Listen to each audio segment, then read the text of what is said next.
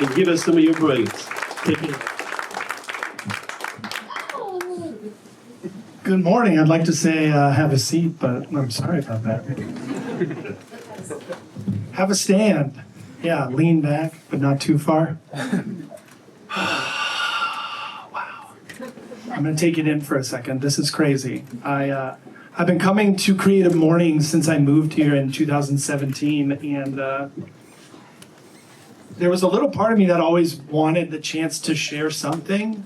I didn't know what, and then when Crancy and I were talking about this topic, I was just like, yeah, that could be something I could do. But it's a little weird spending almost 20 years behind the scenes, 20 years behind the camera, not in the spotlight, to then have all of you guys staring at me.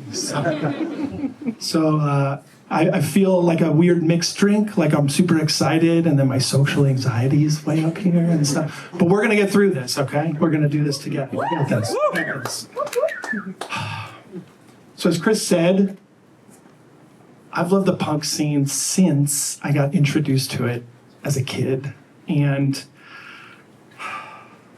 I feel like I've had some pretty incredible interactions with it. And so my heart this morning is that I'm able to share some of those encounters with you, that you'll lean in a little closer, you'll look a little harder, and maybe you'll brush up against it too. Oh, I didn't introduce myself. I'm Jered, and for 20 years I've been a photographer. It pretty much looks these days a little like, if I'm working with people, I'm happy. So I do a lot of commercial work, weddings, families, but it all started with punk.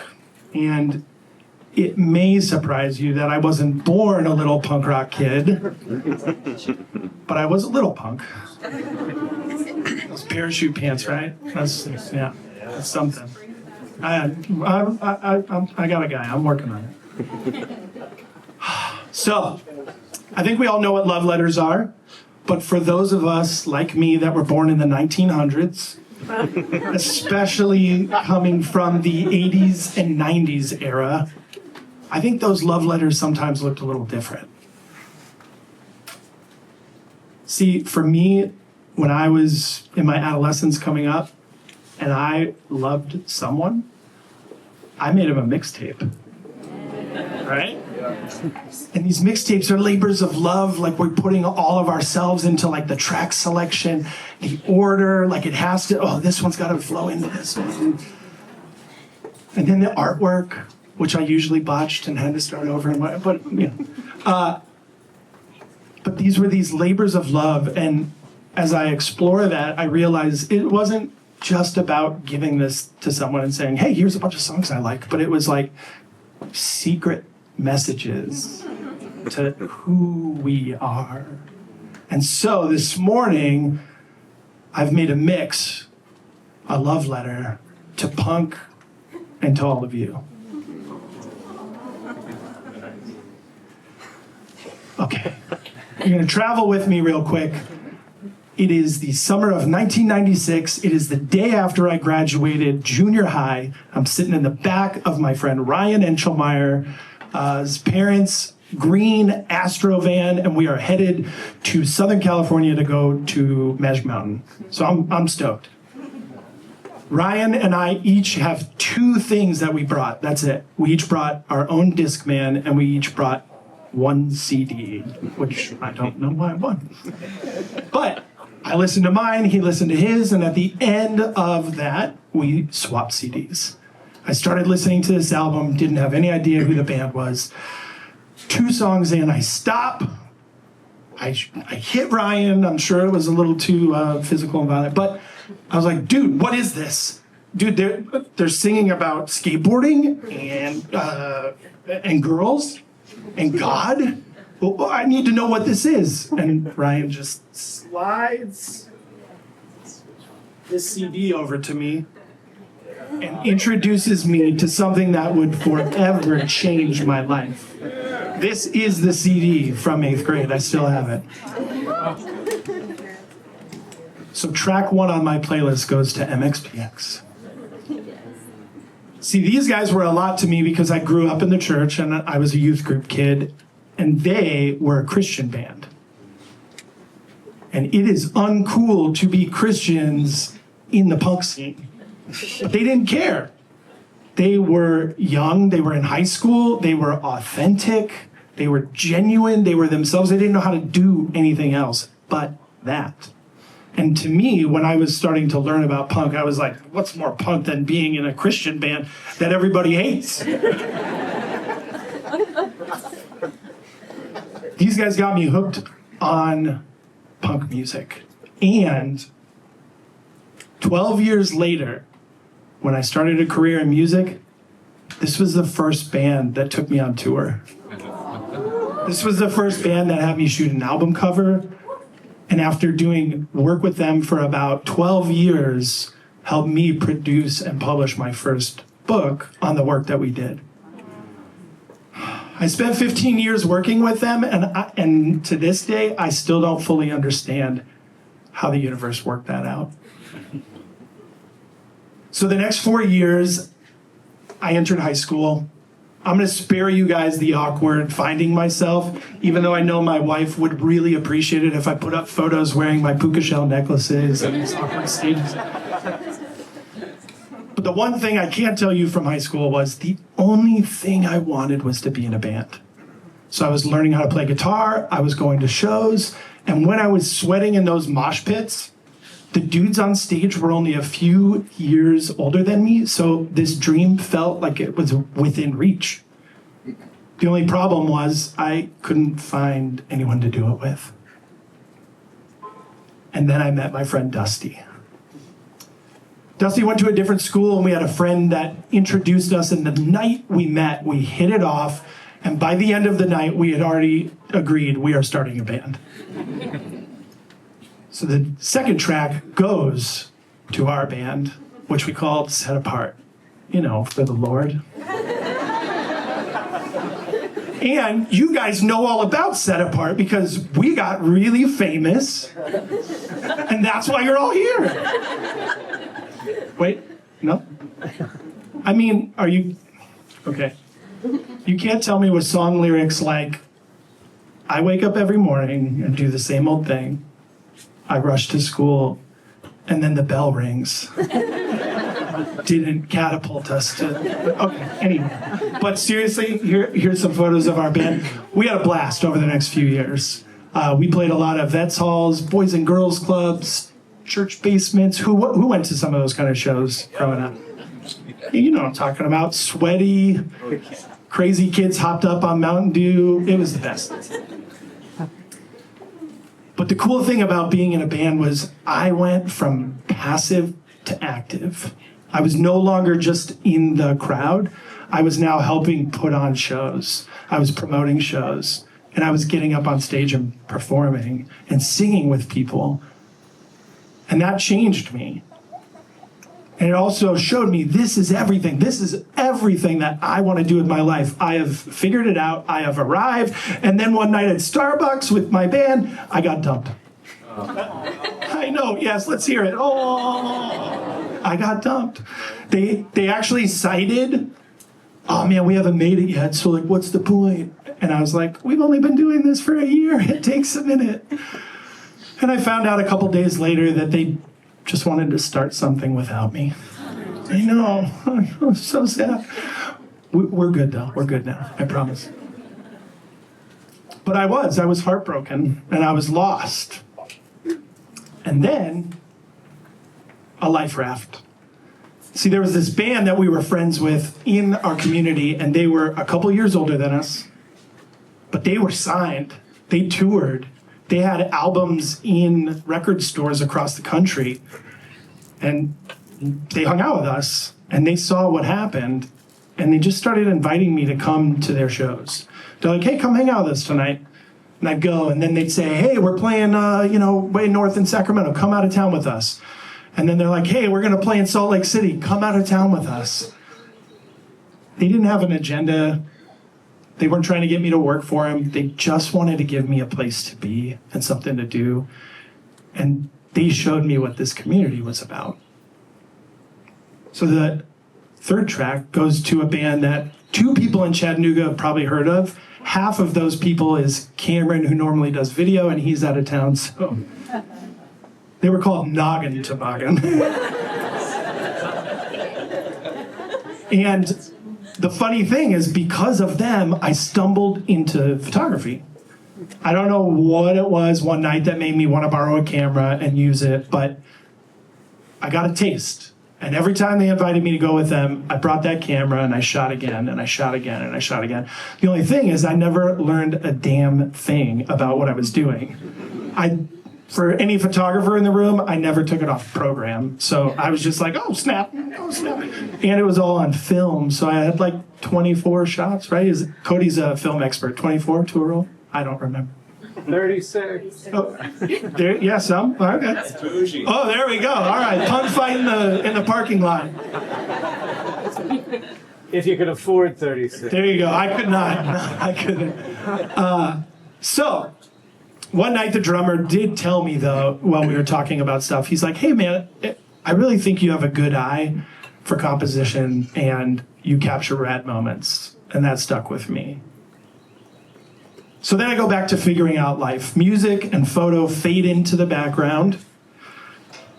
I go to college to finish up. I had 2 years, and as my dad pointed out on my graduation, a lot of people go to school for 8 years. But while I was in college, I had a roommate, and his name was Danger. And Danger had a band because, of course, Danger had a band. Because of him, I started shooting shows again, and then I started shooting slightly bigger shows, and then slightly bigger shows, and then a manager of one of those bands sent me an email and said, I would like to give you money in exchange for those photos. And I went, what? I can do this? And I sat that day after getting that email, and I was like, wait a second. I love this scene, and I've missed it, and I thought I was like going to go this direction, but I don't have to. I could do the thing that I want. Yeah, you know what? I'm in. And the next day, things started happening. Oh, not yet. So, to jump ahead, I've been trying to stitch things together for about a year. I'm outside a show one night talking to another photographer, a friend named Chad. I asked him, who are you shooting for tonight? And he tells me, I'm shooting for Alternative Press magazine. For those of you that are not familiar, because print is sort of dead, unfortunately, even though it shouldn't be. Alternative Press is like Rolling Stone for the punk scene. Because all it covers is punk and hardcore and emo. And it was like the next thing on my bucket list, my goal. But every time I sent them an email, I got a response from an intern that was like, send us your portfolio. And I'd say, I have a website. And then I'd never hear back. And so I told this to Chad, and he's like, dude, I'll introduce you to my guy. And Chad was shooting for like their online features. So some of their stuff was only making it to online, not print. But I was like, anything.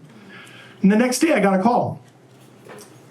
This guy, Norman from the magazine, calls me up and we're talking. And he starts the conversation with, why aren't you shooting for us? Which I was like, oh. But then I was like, dude, I've tried. This and this roundabout, and I can't get a response. And Norman goes, you talk to me now.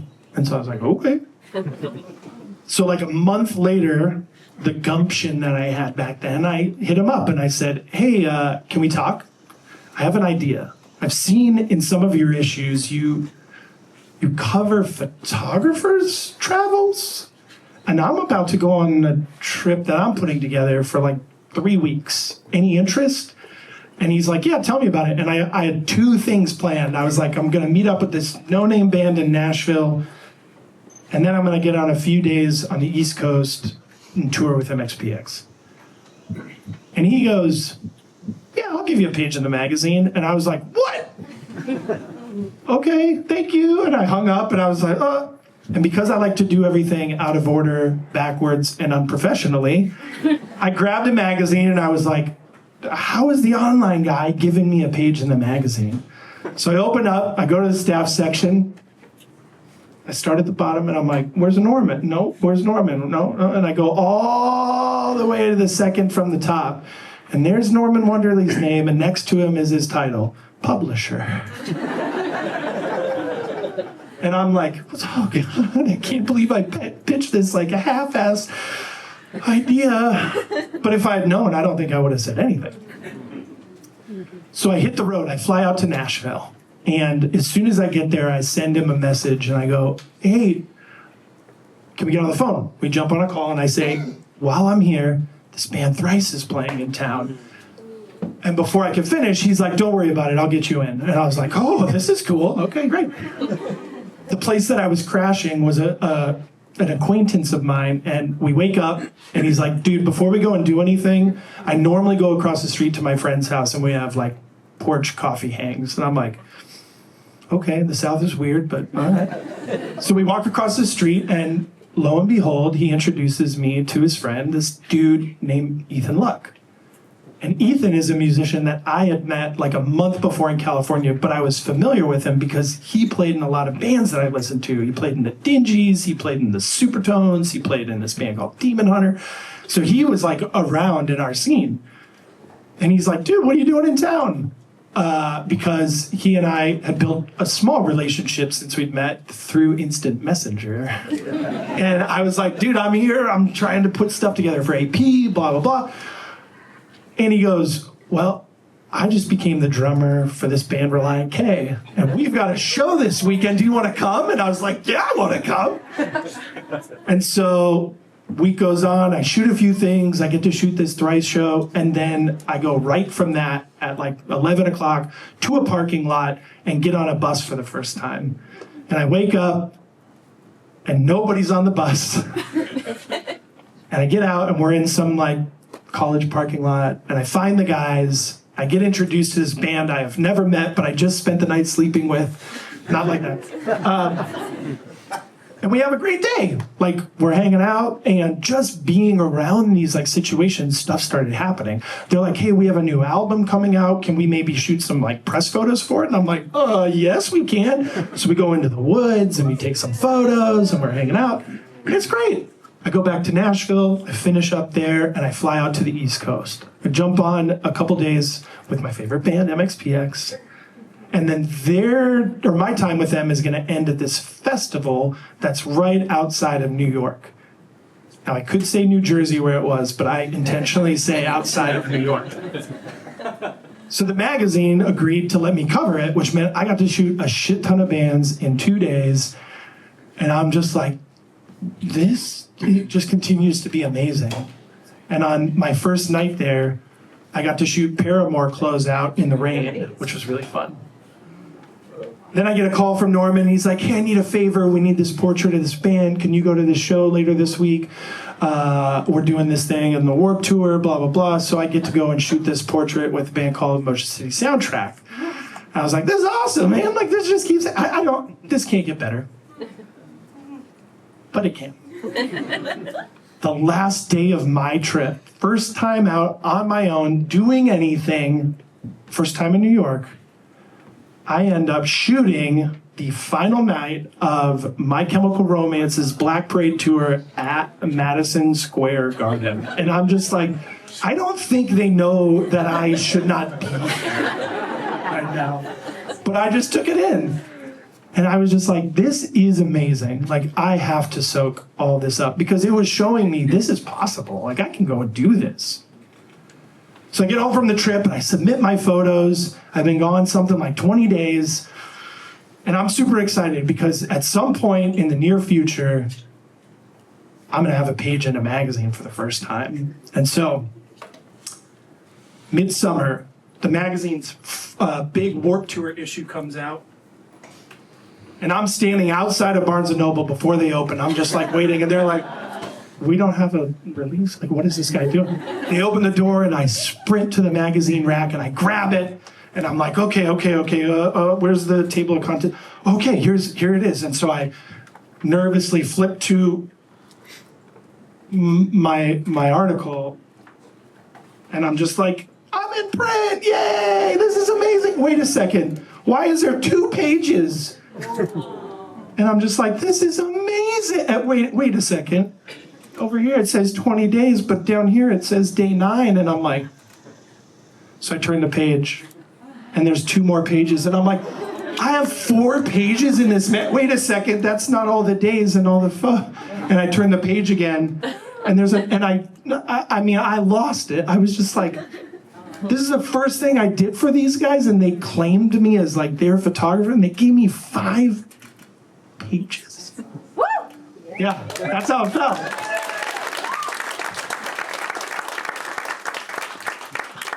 So almost a year later, after I'd finally started touring and doing more magazine stuff, I'm almost to the day back in Nashville, and I see an artist that I know, and he's like, hey, how long are you in town?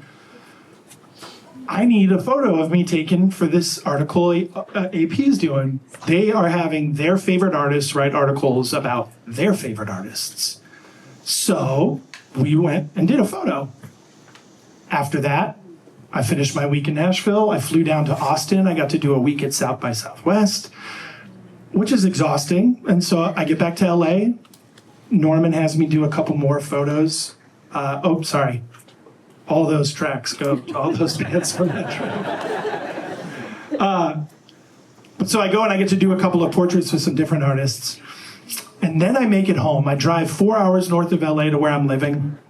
And now it's time to take a break because I've been gone for a few weeks. Norman calls and says, I know you just got home, but I need one more back in LA. And he told me who it was, and I was like, I'm not familiar with it, who that is. I'm super tired. I'm going to pass and let somebody else take it. And he's like, totally cool. But he calls me the next week and says, I still need him shot. If you can go, I've got one more to make it worth your time. I go, who is it? And as he says the words Mark Hoppus, I drop the phone and start running to Los Angeles. For those of you who might not know who Mark Hoppus is, he's the bass player and one of 2 singers in the band Blink-182. And why this was really unique and special at that time is in the year 2009, they'd been broken up for 5 years. At the height of their career in 2005, they had some animosity and some egos and things, and they walked away. So for me, I was like, this is a huge opportunity. He is not only one of the biggest musicians in the world, but he is definitely one of the biggest musicians in our scene. So of course I want to be there. And everything went great. His article was about The Cure, so we brought in some photos, and then we put a little bit of makeup on him. Yeah, it was fun. He was really, really delightful. So during our time, he walked me around the recording studio to, show me the space, and he was actually taking a break mid-production on an album or on a band's record. And he goes to introduce me. He's like, hey, let me introduce you to these guys. And I walk in, and before he could, the band goes, oh, hey. And I go, hey. And Mark's like, calm down, Mr. Popular. Because it was these guys. And so we talked for a minute. I got in my car to leave. But before I left the parking lot, I hopped on my phone and I emailed this band's publicist. And I was like, hey, I saw you guys were in the studio. Can I come do it? I knew I needed to get back in the studio. And she politely declined. They didn't need anything. But I was like, I'm not going to take no. So I called Norman and I was like, dude, these guys are in the studio. You have this tiny section. Maybe I can do something. What do you think? Can you help me out? And he's like, absolutely. Exactly. So I got to go back in the studio with them, and we had a fun day. I have another kind of story for another time about how I shot myself in the foot on trying to make a photo that could have been cool, didn't work out as well. But great day. And at the end of this day, I had another shoot, so I grabbed one of the band members, and he was giving me directions outside. So we're standing outside. He's pointing, hey, you gotta go over that way. All of a sudden, the studio door bursts open, and Mark comes sprinting out, and both of us are like, whoa, what happened? What happened? Because he had like this energy to him. And he looks at me and he goes, oh, no, nothing. I thought you left. I wanted to say goodbye before you left. And I was just like, and he came over and he gave me a hug. He walked off. And I'm standing there staring at Jesse, and Jesse's staring at me, and I'm just like, dude, what the fuck just happened? He's here, I'm here. And I started to see who this guy Mark was. A couple of weeks later, the magazine sent me to shoot a secret event. And I show up to this it's like a phone release party, and we're on this like movie studio backlot, and bands are playing like Weezer and Travis from Blink and the late DJ AM. And I'm standing there in the crowd, and I'm scanning the area, and all of a sudden, I see Mark way over in this VIP section, and Mark sees me. And then Mark pushes his friends Pete Wentz and Ashley Simpson out of the way, and he pushes through the crowd, and he right up to me, and he gives me a big hug. And we start talking, and after we're caught up, he leans in and he goes, "Hey, you know we're playing tonight, right?" And I was like, "Yeah, man, that's why I'm here." The magazine sent me to cover this secret show where they were going to perform a few songs for the first time in 5 years. And so a week after that, I get a call from their merch company, and this guy goes, "Hey, I'm Chris, and Mark sent me. He said you have photos. I need to buy those photos because we're going to make these cool t-shirts on this tour. We're going to do one for every night of the tour." And so they were buying a couple of photos from me and my friend Lisa. And I was just like, what is happening? And I get a call that summer. I'm out on the East Coast working with some bands on the Warped Tour, and they go, "Hey, dude, we don't have enough photos. We'd like to pay you to come to the last day of rehearsal. And at the end of rehearsal, the band's going to play a show to their friends and family. You can shoot all of that so that we can finish what we need." And I go, "So it's kind of like a party?" I was like, "I'm kind of dating this girl. Can I bring her?" And they're like, "Yeah, absolutely." And so for the Blink fans in the room, here's a nice Blink pun. I had my first date at this Blink show, and it went pretty well. She's sitting right here. Hi, man. Yeah. But at rehearsal, Mark came right up and started talking to me. And then Mandy walked up, and this was our first day really hanging out. And he just started talking to her. He wasn't, "Oh, I don't have time for you." He was just super gracious. They leave for tour, end of the summer. I get to go shoot their LA show. I send him an email. "That was fantastic, man. Way to go." And he writes me back the next morning, and he's like, "Oh, I'm so sorry I didn't get to see you. I hope you had fun. Yeah, it's been a crazy summer." And I said, "You're playing your final night right by me. Can I come?" And Mark's like, "Absolutely, I'll put you on the list." So I show up, and for this next part, I'm going to do a little performance art, okay? So,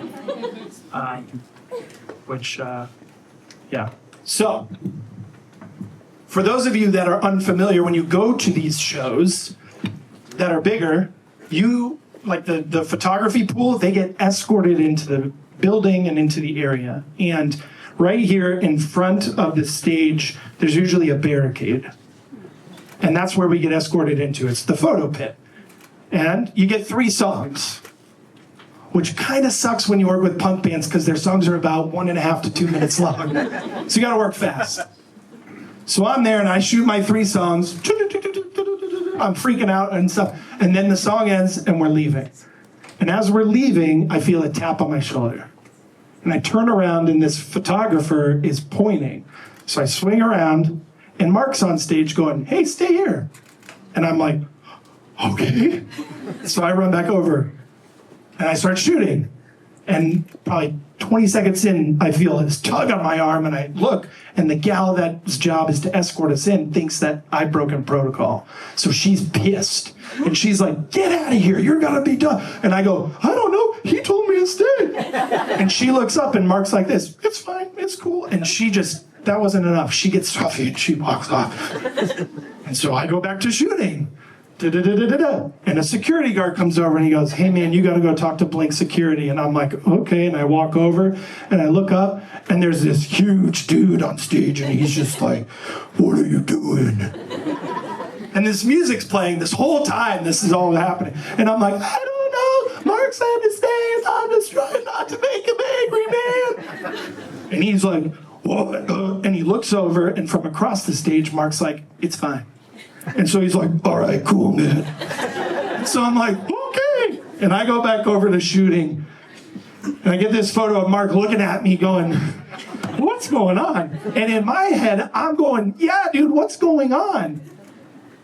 This is your final night of a reunion tour. You're playing in front of thousands of people in mid-song over and over and over. You're tracking my whereabouts to make sure that I am taken care of? This guy showed me in this scene, we're all the same. That stuck with me. One day, I pitched a day in the life with another one of my favorite bands, which maybe you're sensing a little bit of a theme, but I tried to chase down just working with my favorite artists. This is a band called Rise Against. And this track, you didn't see that. This track goes to them. You guys may know of them because they've had some radio success, but these two 18-year-old guys had not heard of them and discovered them in a room smaller than this. Track 11 is for Rise Against because these guys were not only the nicest dudes that I ever got the chance to work with, but they were my secondary education. This was the first band that I started listening to that really stood for something. And they were unapologetic about it. They spoke out against war. They spoke out against corporate greed and capitalism. They spoke up for environmentalism and veganism and all these wonderful things. And as I've gone on and as I was processing for this talk, I'm realizing that all of these values that I've picked up and that I've learned through these years are things that my wife and I have been passing down to our kids. They've been around it since literal birth. This is Cadence at 2 months old at her first show, appropriately MXPX. And then we brought them to the Warped Tour to hand out flyers and chug energy drinks. I promise that's tour water. No, it's not. I promise. And for some of you, you got to experience my family joining me on this stage last week singing punk songs to some of you. And I continue to just realize that that's what this is all about. So in punk, we have a weird family, and we have a weird uncle. And that weird uncle goes by the name Fat Mike. He's in a semi-controversial band, No Effects. To skip some of the stuff about them, what was really cool is they were a band up until last year and retired at 41 years of active touring and record making and all this stuff. Well, in 2021, they made a museum. He brought a punk rock museum to life. And I was like, I gotta go there. I have to check this place out. I just didn't know when I went, I would have people going with me. And the reason why I had people with me is during the end of their curation, I was asked to submit my work to be on display in the museum. And there was something beautiful and healing and just everything about being included in telling that family's story. And I had to share that with my family. Okay, one last story. I know we're over time. I am long-winded, I apologize. But to bring us home, I can't get through this talk without introducing you to the first person that was a punk rocker in my life. This person was the embodiment of these values that shaped me. They were inclusive, uplifting, authentic, and didn't give an F about what anyone thought, how they dressed. Meet my grandma. My grandma taught me about art. She always had fun projects for me and my sister to work on when we came over, be it coloring or doing shrinky dinks of X-Men and Beavis and Butthead. She didn't care what I wanted to do. She wanted to support those efforts. And so this last track goes to her and to Green Day. Green Day I got exposed to early on. I fell in love with, like most people, because they're fantastic. And halfway through my career, I did get a chance to shoot their show, but I kind of blew it. And I only walked away with one photo I liked of their bass player. But this past summer, I had the chance for redemption. They were doing a big, big tour, playing all of Dookie and all of American Idiot, and it was this huge production. And I got to go and shoot it. And I walked away with a photo that is really, really special to me for a few reasons, but that's this one. And the reason why I'm proud of this is, first, I'm never more proud of the work that I get to do than when it's with punk rock. Like when I get to shoot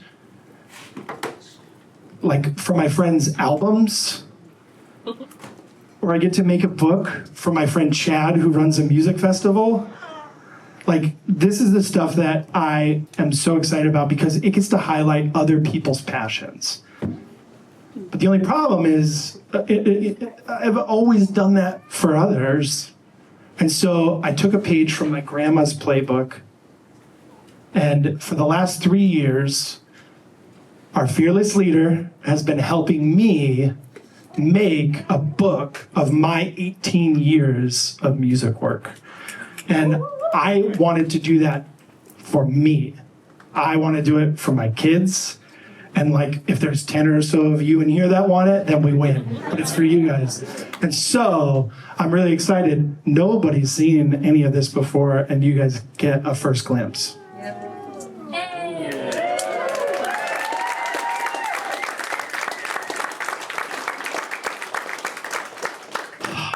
This means a lot to me. I'm really proud of the work that's in here. But these are moments of these punk values frozen in the frames.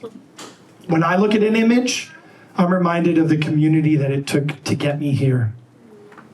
I look at another one and I see that authenticity and bravery and passion and love, and I'm super excited to share that with people. So I need everyone real quick, pull out your phones and scan this QR code. I have something for you.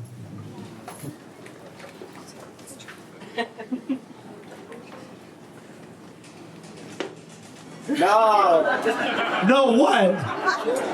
No? I heard it. You heard it? Oh, sorry. Oh, wrong QR code. I'm so sorry. I'm so sorry. This is the real QR code. I promise. This is a real one. This is a real one. I'm going to leave it up for a minute, but this is going to take you to a page on my website where you can access through Apple or Spotify the mixtape. I would love for you guys to take that mixtape away today. And I hope that you will listen to it. And I hope that that music at some point, one of the bands maybe more, hit you and impact you the way that this has impacted me. Nice. And when you listen to those songs, I hope that you remember some of these values. Be yourself, be inclusive, check your ego, and remember, more times than not, no one's gonna come asking you to do stuff. So please, go do whatever the fuck you wanna do, because we need more art, more of that art in the world. Thanks for listening. I look forward to meeting some of you and hearing your stories.